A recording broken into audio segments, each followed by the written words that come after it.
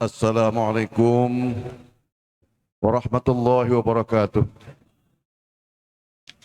Bismillahirrahmanirrahim.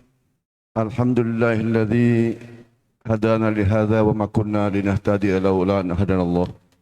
Asyhadu an la ilaha illallah wahdahu la syarika lah wa asyhadu anna Muhammadan abduhu wa rasuluh la nabiyya ba'dah.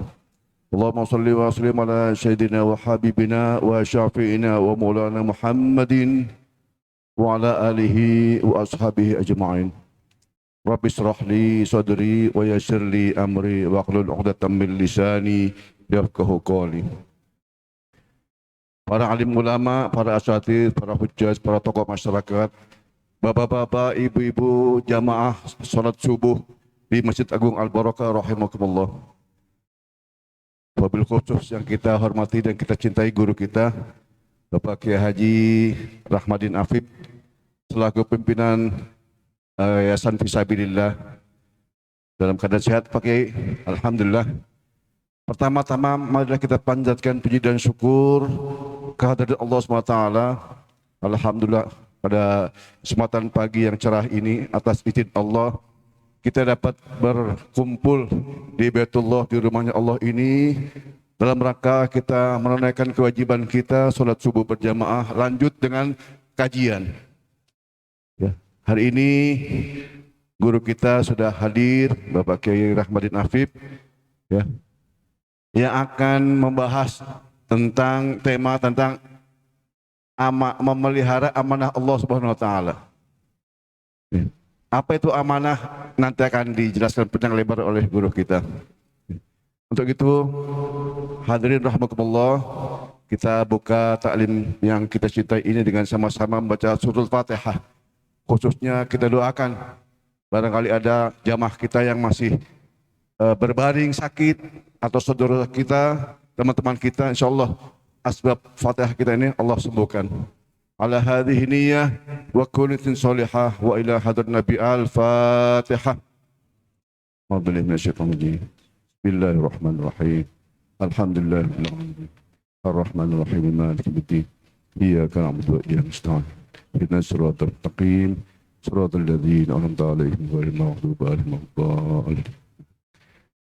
Jamaah kajian subuh rahimakumullah, seperti biasa taklim kita setelah guru kita menyampaikan paparannya nanti ada kesempatan tanya jawab ya sekitar 1 sampai 3 penanya Pak Kiai. Setelah itu kita sudahi dengan melanjutkan sholat isyraq dan seterusnya.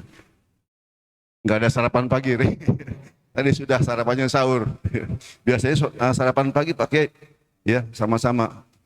Demikian kami persilakan pada Kiai. Bismillahirrahmanirrahim. Assalamualaikum warahmatullahi wabarakatuh.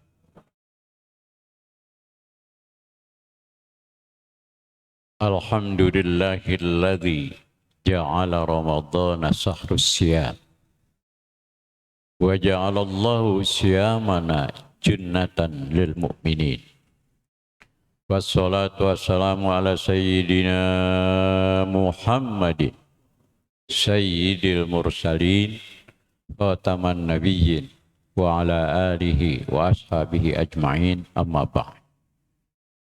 Al-mukarramin yang kami hormati, bapak-bapak, ibu-ibu, jamaah salat subuh, di mana kita tengah menjalani Syamu Ramadan. Hari ini hari yang ke-20. Tersisa Asrul Awakhir, 10 terakhir di bulan Ramadan. Moga-moga kita menghasilkan satu nilai yang amat berharga, yaitu satu malam ketika kita beribadah nilainya lebih dari 1000 bulan. Ketika jumlah menjadi 83 tahun, itulah namanya malam Lailatul Qadar. Baik jamaah sekalian, karena kita dalam suasana puasa, tentunya kita memanfaatkan seefisien mungkin bahwa kita memang perlu amanah yang dari beliau Nabi kita Muhammad Rasulullah SAW, tentunya yang paling dominan bagi saya adalah dakwah. Ketika terjadi beberapa peperangan pada masa Rasulullah, di antaranya perang Badar, begitu banyak korban, begitu banyak harta yang terampas, tapi beliau berpidato sambil menitikkan air mata. Roja'na min jihadil asgor ila jihadil akbar. Kemudian pasti sebagian hati para pendengar, para sahabat ketika itu terperanjat. Tapi ada seseorang yang berani bertanya, "Ya Rasul, dalam sejarah peperangan, inilah yang paling dahsyat. Inilah yang paling banyak korban." Tapi Rasul menyampaikan, ini perang yang kecil. Kita menuju perang yang besar. Wa ma jihadul akbar ya Rasul. Perang yang besar itu mana ya Rasul? Beliau menjawab, jihadul akbar wa huwa jihadun nafs. Perang yang besar yaitu memerangi hawa nafsu. Baik, kita kaji tentang nafsu. Ada seorang wanita cantik, janda, belum terlalu tua, tapi dia sangat solehah, bahkan dijuluki wanita tasawuf. Namanya Robi'atul Adawiyah. Robi'atul Adawiyah dilamar oleh seorang laki-laki, ulama besar, Syekh Al-Mukarram Hasan Basri. Disampaikanlah niat melamar kepada Robi'atul Adawiyah. Tuan Guru, sebenarnya saya tidak ada niat lagi untuk berkeluarga. Cukuplah bagi saya. Tapi saya sebagai wanita tidak bisa menolak begitu saja. Tapi saya ingin mengajukan beberapa pertanyaan kepada Tuan Guru. Di antara sekian pertanyaan-pertanyaan, berapakah nafsu untuk laki-laki dan berapakah nafsu untuk perempuan? Syekh Hasan Basri menjawab, nafsu untuk laki-laki 1, nafsu untuk perempuan 9. Berikutnya, berapakah akal untuk laki-laki dan berapa untuk perempuan? Syekh Hasan Basri menjawab, akal untuk perempuan 1, akal untuk laki-laki 9. Tapi ini jangan diterjemahkan secara individu. Pasti ibu-ibu nggak terima. Ya. Masa kok nafsu saya 9, laki-laki 1. Padahal laki-laki bukan akal yang 9, banyaknya ngakal. Secara umum memang demikian. Secara pribadi banyak yang perempuan lebih pandai, lebih pintar. Tapi yang kita sampaikan ini asli kita sebagai laki-laki dan perempuan. Dengan demikian secara berpikir, kemudian ya Syekh, kenapa akal yang 9 kok tidak bisa menyetir nafsu yang 1?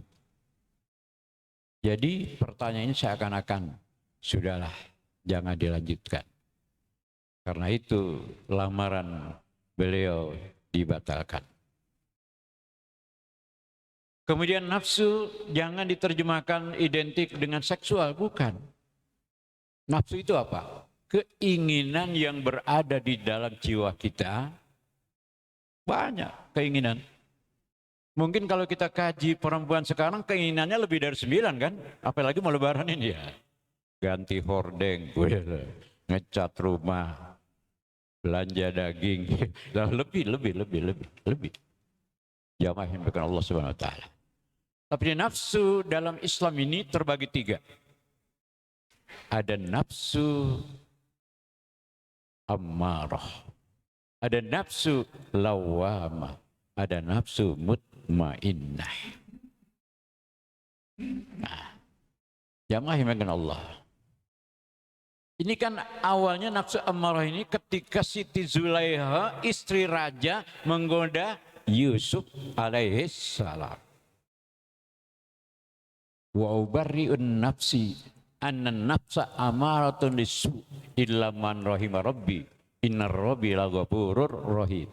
Yusuf ayat 53 itu. Saya tidak. Bahwa benar dalam diri ini pasti ada kesalahan. Kata Zulaiha kan begitu. Tapi nafsu itu amaratul lisu, menuju arah kejahatan lebih banyaknya. Illa man rohima robbi, kecuali yang dirahmat Allah. Di antara sekian untuk memadamkan nafsu amarah ini adalah puasa. Asyamu junnah, puasa ini adalah senjata. Subhanallah. Karena itu ada doa yang sangat indah di bulan Ramadan ini. Allahumma ja'alna bil imani kamilin. Ya Allah, jadikanlah iman kami yang sempurna. Allahumma inna nas'aluka imanan daima. Iman yang tidak tergoyahkan dengan apapun. Banyak.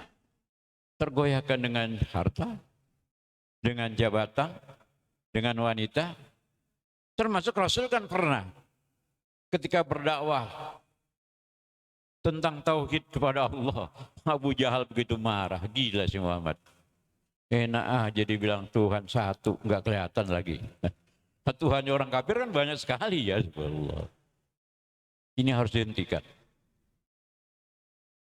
Nah, sekarang kau berangkat, panggil ajudannya itu. Kemana Tuhan? Ke adekku Abu Thalib. Nanti dia yang menyampaikan. Tentang apa? Ada brosurnya.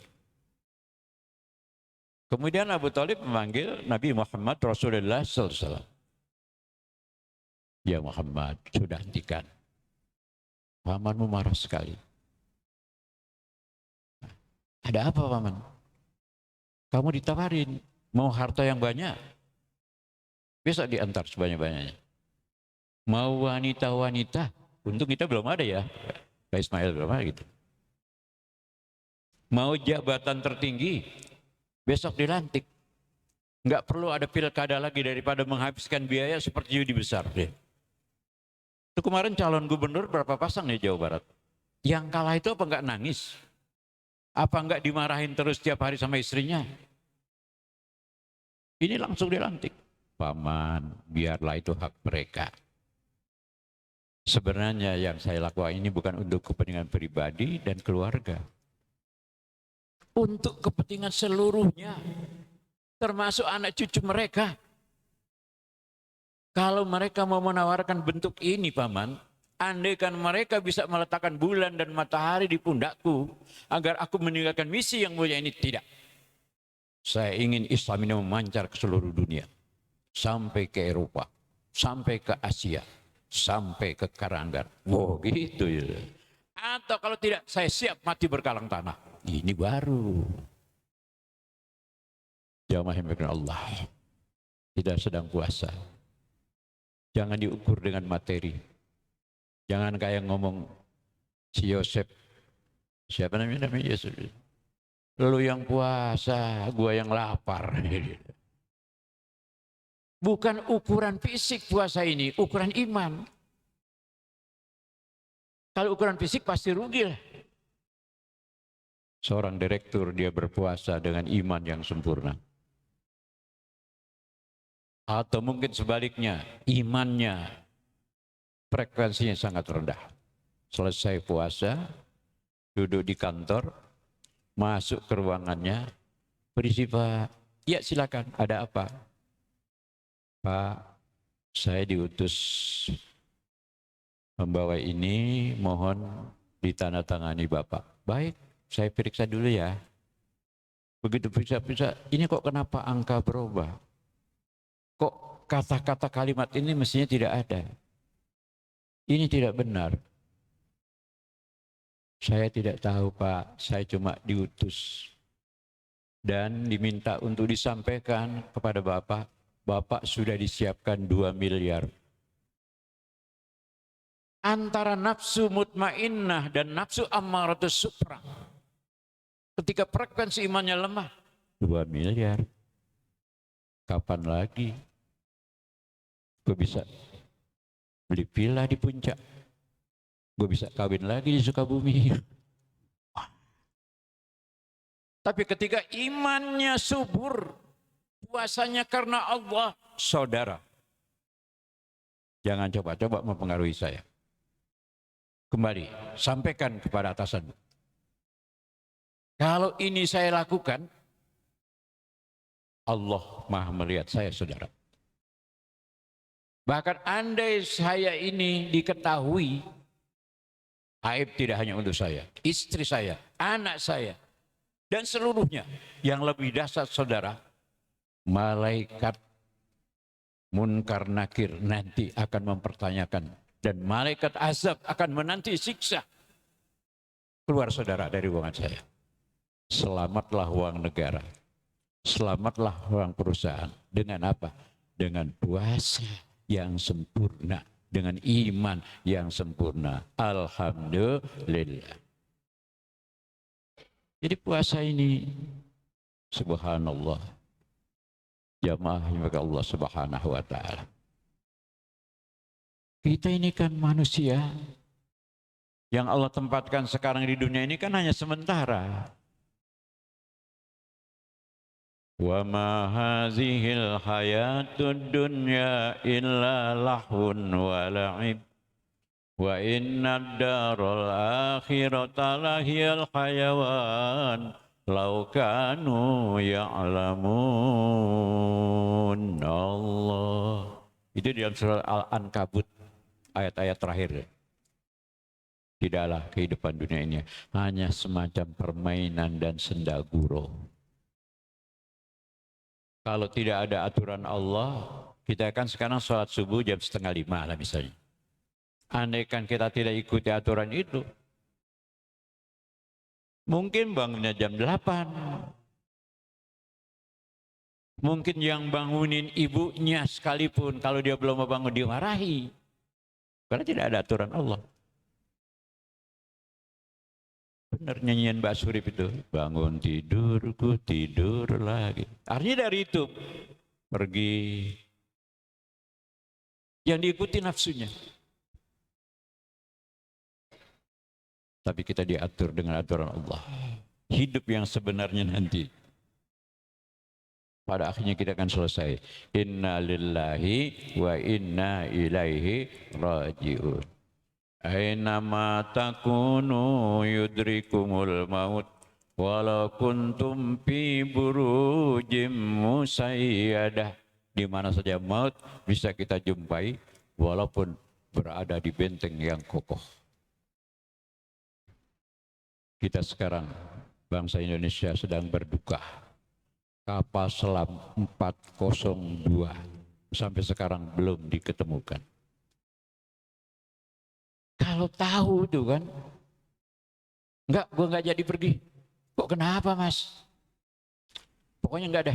Misalnya kan dia tahu nih, enggak ada yang tahu ya Allah.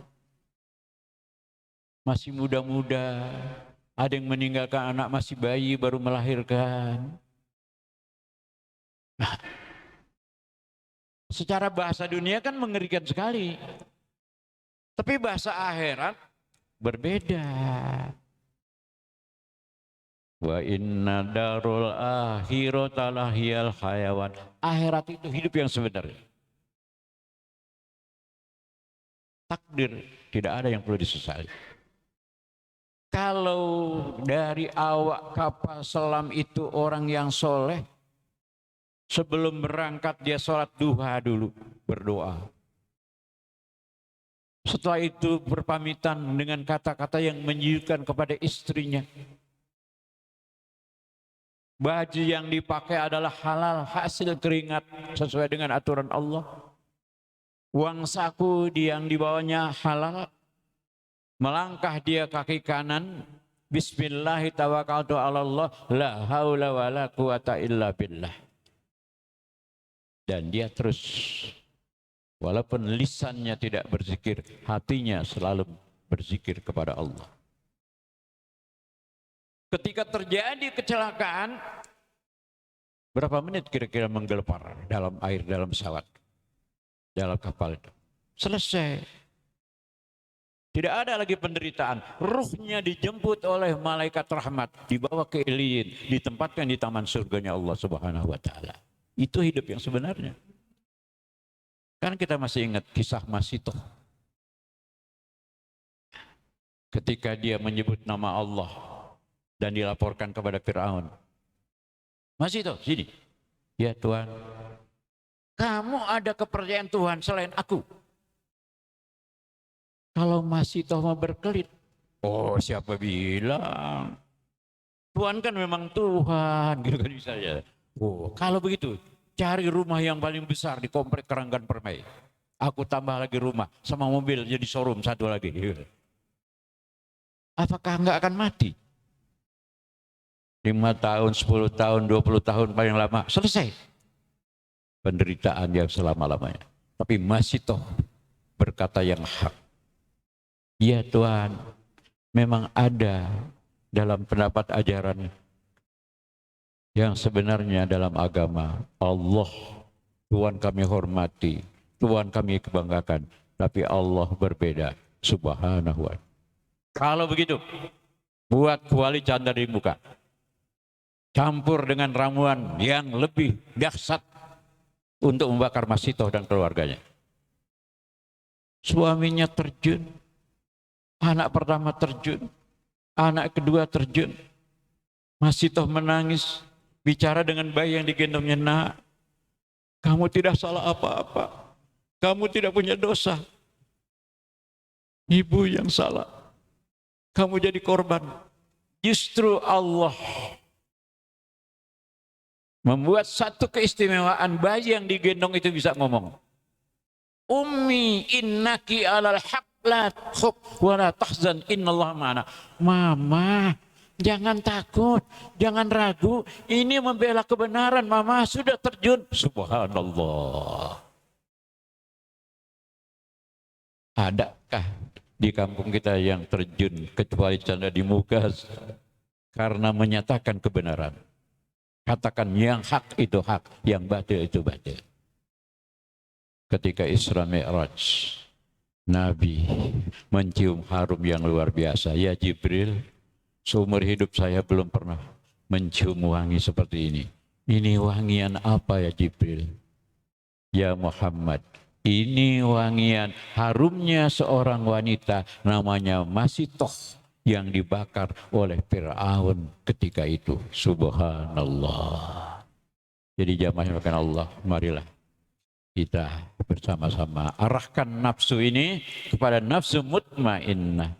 Ya ayyatuhan nafsul mutmainnah, irji'i ila rabbiki radiyatan mardiyah, fadkhuli fi ibadi wadkhuli jannati. Jamaah Allah, kebetulan kondisi saya memang baru saja menjelang Ramadan itu dirawat di rumah sakit. Kebetulan Ramadan juga ini nggak ada minuman, jadi segini aja dulu ya. Insya Allah kapan-kapan kita lanjutkan lagi. Kalau ada pertanyaan, pertanyakan slow ya, silahkan bertanya apa, baik yang berkaitan dengan materi yang saya sampaikan maupun yang lain. Ketika saya bisa jawab, insya Allah saya jawab. Saya kira itu aja jamaah Allah. Semoga kita bisa menyelesaikan puasa dan mengisi dengan sebaik-baiknya beribadah di bulan Ramadan dan sampai selesai dan berjumpa lagi dengan Ramadan berikutnya. Wabillahi taufiq wal hidayah. Wassalamualaikum warahmatullahi wabarakatuh. Waalaikumsalam. Jamaah, ada yang ingin bertanya, silakan. Ibu-ibu.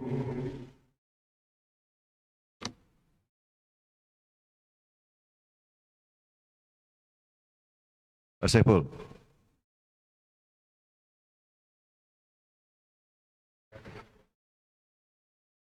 Assalamualaikum warahmatullahi wabarakatuh. Ustadz, terima kasih atas pencerahannya. Cuman di sini kan nafsu terbagi 3 tadi ya. Amarah, mutmainnah, dan walamah. Jadi, lawamah. Jadi yang saya tanyakan tentang nafsu lawamah. Terima kasih Ustadz. Assalamualaikum warahmatullahi wabarakatuh.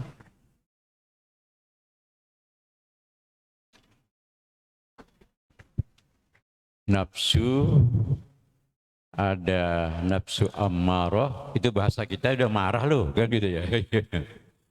Nafsu lawamah ini yang selalu berada pada setiap manusia, pertengahan. Cenderungnya, ya.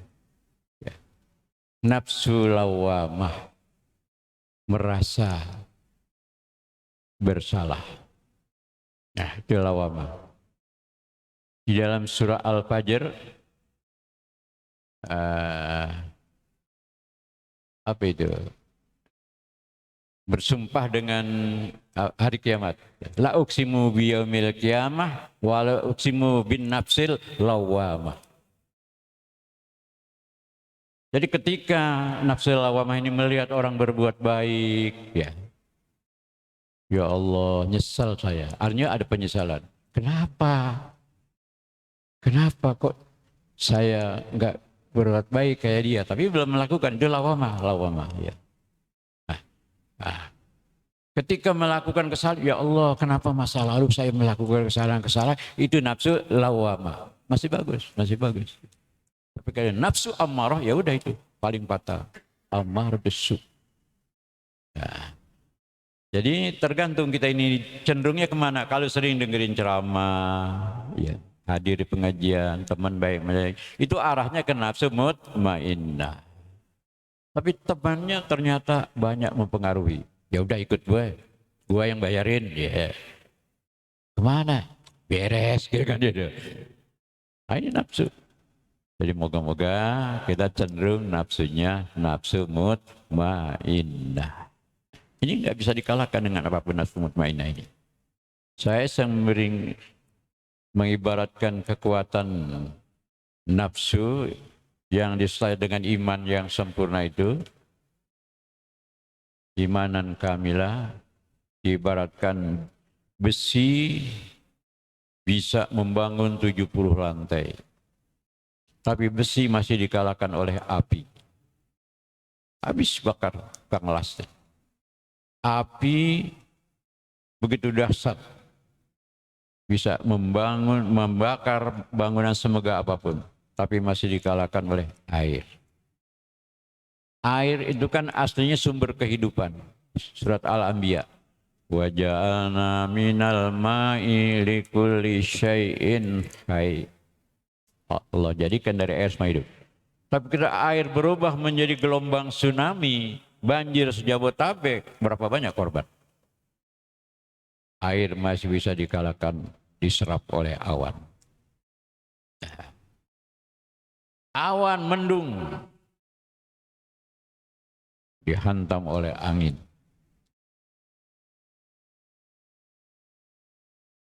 Angin kan aslinya kesejukan nih, kipas angin, AC, ya. Tapi ketika menjadi angin puting beliung, habis semua berantakan.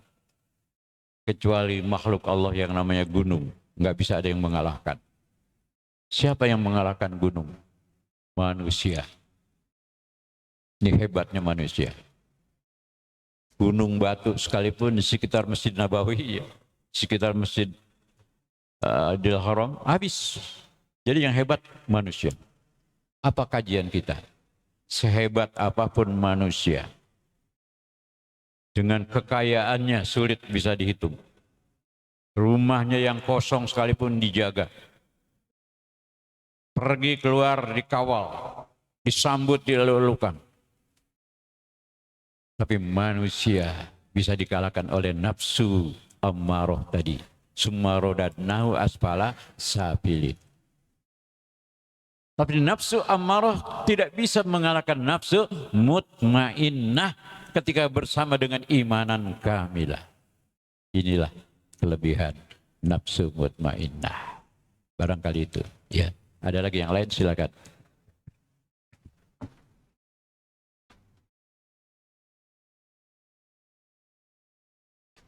Terima kasih Ustaz. Pak Kiai, tadi dijelaskan 3 nafsu. Namun mohon dijelaskan letak yang menimbulkan dari 3 nafsu itu di mana? Apakah di bawah sadar atau di pikiran otak atau di hati? Terima kasih Ustaz.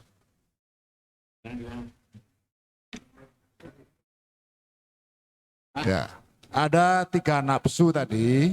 Ya, nafsu. Ya, itu yang membedakan timbulnya ketiga nafsu itu di mana? Apakah di bawah sadar atau di hati atau di otak? Oh iya. Ya, makasih Ustaz. Jadi nafsu itu ya bersumber dari qalbun, dari hati, ya. Karena hati itulah masih bisa dibulak-balikan, hati, qalbun. Karena itu doa kita dalam tahajud, ya muqallibal qulub sabit qalbi ala dinik. Karena hati dalam Al-Quran itu ada 3. Ada qalbun, ada fuadun, ada afidatun. Yang tidak pernah salah adalah afidah. Itu khusus kajian hati itu kali itu ya. Jadi kalau qalbun dalam hati ini bisa saja,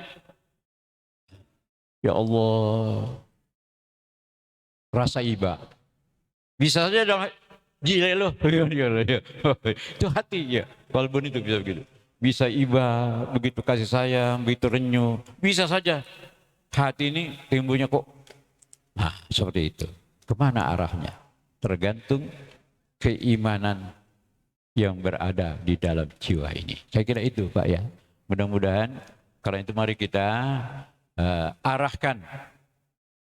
Kalau pada acara misalnya khusus zikir, yaitu ada zikrul lisan, ada zikrul qalbu. Mudah-mudahan kita bisa kedua-duanya. Amin ya rabbal alamin.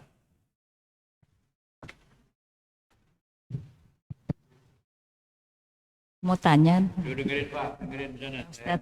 Ya, terima kasih. Assalamualaikum warahmatullahi wabarakatuh. Tadi Pak mau nanyakan membedakan antara nafsu seorang laki-laki dengan seorang wanita. Kadang-kadang untuk pengendalian nafsu amarah antara laki-laki dan wanita itu kadang-kadang didasarkan pada akal. Kadang-kadang kayak gini, kalau laki-laki amarahnya itu nggak bisa terkendali. Kadang-kadang asal bicara misalkan, tapi pada akhirnya nanti kadang-kadang itu menyesal. Tapi kalau wanita kadang-kadang banyak pertimbangan gitu ya. Tolong Bapak jelaskan bagaimana membedakan antara nafsu yang pada seorang laki-laki dan wanita untuk mengendalikan hawa nafsu seperti amarah. Begitu Pak. Terima kasih. Assalamualaikum warahmatullahi wabarakatuh. Pada ibu yang bertanya, terima kasih bahwa memang kajian secara khusus misalnya nafsu untuk wanita itu 9, ya, itu adalah secara umum. Tapi secara pribadi, karena dia sudah rajin ngaji, dia ngerti agama, dia penyabar, ya mungkin kembali. Nafsu yang 9 itu semua bisa diatasi. Walaupun nafsunya laki-laki cuma 1. Ya. Karena tidak ada alat untuk mengatasi yang 1 ini, makanya akal yang 9, akalnya yang 9 tadi hilang. Banyaknya ngakal. Nah, seperti itu, ngakal melulu ngakal ya. Nah, karena itu kembali lagi kepada Al-Quranul Karim. Nah, dan kepada hadis Rasul, mar'atun salihah khairun minad dunya wa ma fiha. Walaupun dalam keterangan misalnya nafsu untuk wanita ada 9, berbagai keinginan, berbagai harapan dan sebagainya, tapi semua teratasi. Kenapa? Sebab dia soleha. Sampai dalam hadis Rasul, wanita yang soleha itu lebih baik dari dunia seisi-isinya. Subhanallah. Ya, contohnya kalau nafsu yang tidak baiknya misalnya, berapa banyak suami yang akhirnya dipenjara karena ucapan istrinya. Mas, jabatan sama, kantornya sama, pangkatnya sama, kok dia mobilnya 3 gitu. Akhirnya suaminya ikut korupsi juga, ya akibat ucapan istri. Tapi kalau istri yang soleha, Mas sabar, saya berpesan jangan sampai ada hal-hal yang menyimpang dari ajaran agama. Kita kan ngaji di Masjid Al-Barakah gitu. Nah, saya kira itu Bu ya. Nah, barangkali itu moga-moga di Keranggan ini, di kampung kita ini banyak wanita-wanita solehah.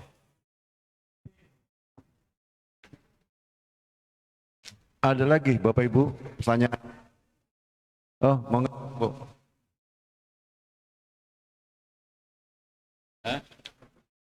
Singkat padat.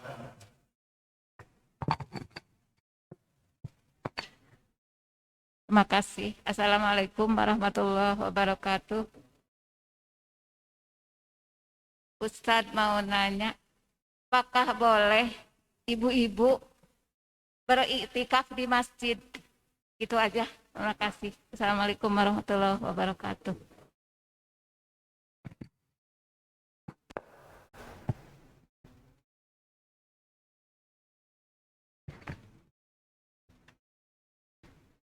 Apakah boleh ibu-ibu beriktikaf di masjid? Gitu maksudnya.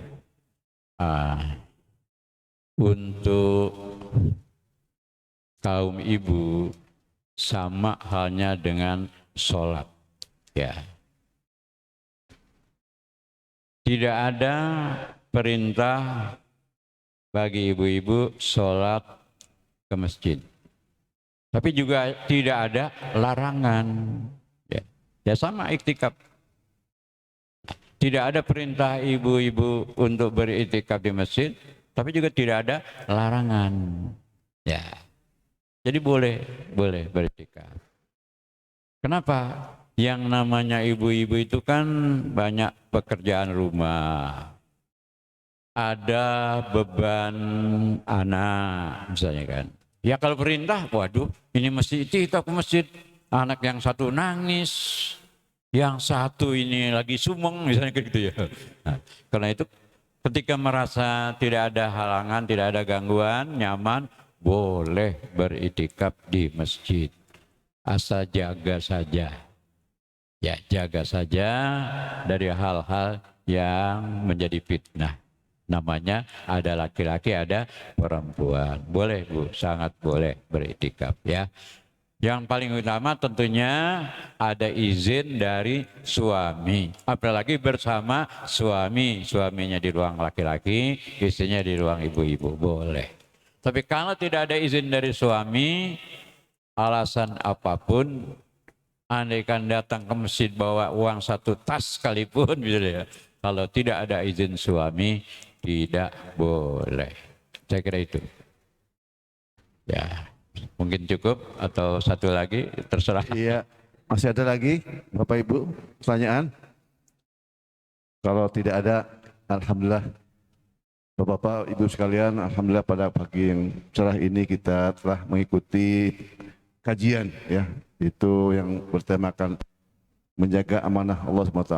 Mudah-mudahan kita semuanya termasuk hamba-hamba Allah yang selalu menjaga amanah-amanah dari Allah SWT, dan insya Allah kita termasuk orang-orang yang berbahagia dunia akhirat ya, yang insya Allah akan meninggalkan dunia ini dengan keadaan husnul khotimah. Terima kasih kepada Pak Kiai yang telah memberikan tausiahnya pada kesempatan ini. Kita tutup taklif kita dengan baca hamdalah. Alhamdulillahirabbil alamin. Billahi taufiq wal hidayah. Wassalamualaikum warahmatullahi wabarakatuh. Baik, mari sejenak kita panjatkan doa. Alhamdulillahirabbil alamin. Amin. Hamdan yuwafi ni'amahu wa yukafi mazidah. Amin Allah. Ya Rabbana lakal hamdu kama yanbaghi wa li jalali wajhikal karimi wa adimi sultanik. Amin. Allahumma salli ala Sayyidina Muhammad wa ala ahli Sayyidina Muhammad. Allahumma inna nas'aluka ya Ghafuru ya Rahim an tabtaha li adiyatina abwabal ijabah. Ya man idza sa'alahul mutarru ajabah. Ya man yakulu li syai'in kun fayakun. Ya Allah yang Maha Rahman dan Rahim. Anugerahkanlah kepada kami kebahagiaan untuk mencapai kebahagiaan dunia dan akhirat. Ya Allah, anugerahkanlah kepada kami kekuatan yang terus menunjang agar kami bisa meningkatkan kualitas ibadah dan beramal soleh. Ya Allah yang Maha Rahman dan Rahim. Kami terlahir di permukaan bumi ini ya Allah dari kedua orang tua kami ya Allah. Dalam suasana Ramadan yang penuh hikmat ya Allah. Kami panjatkan doa. Anugerahkanlah kepada kedua orang tua kami yang telah tiada agar kuburnya menjadi taman surga. Ketika ada kesalahan-kesalahan ampunilah ya Allah. Kami yang masih hidup semoga sehat walafiat. Dan anak-anak kami, keturunan kami menjadi keturunan yang soleh dan solehah. Rabbana atina fid dunya hasanah wa fil akhirati hasanah wa qina adzabannar. Wa sallallahu ala khairi khalqihi sayyidina Muhammadin wa ala alihi wa sahbihi wa barik wa sallim. Walhamdulillahi rabbil alamin.